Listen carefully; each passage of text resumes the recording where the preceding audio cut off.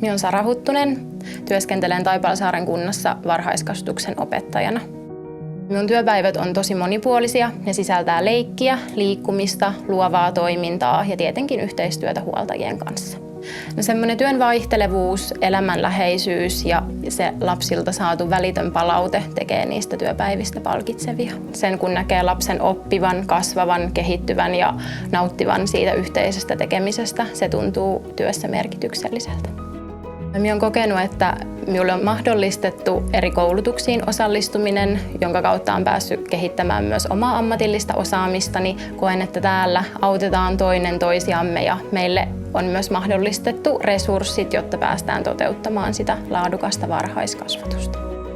Kirjasto tarjoaa laajan valikoiman erilaisia lastenkirjoja ja lukemistoa, jota hyödynnetään myös aktiivisesti päiväkodin arjessa. Minun lempiulkoilupaikkoja täällä Taipalsaarella on Pappilanniemen Laavu ja Sarviniemi ja toki sitten tuossa lähimaastossa oleva Konstunranta. Luonto itselleni merkitsee sellaista hengähdyspaikkaa ja tapaa rentoutua ja päästä irti siitä arjesta. Täällä on kivat työkaverit, positiivinen ilmapiiri ja mahtavat ulkoilumahdollisuudet. Mielestäni täällä on tosi kiva tehdä töitä.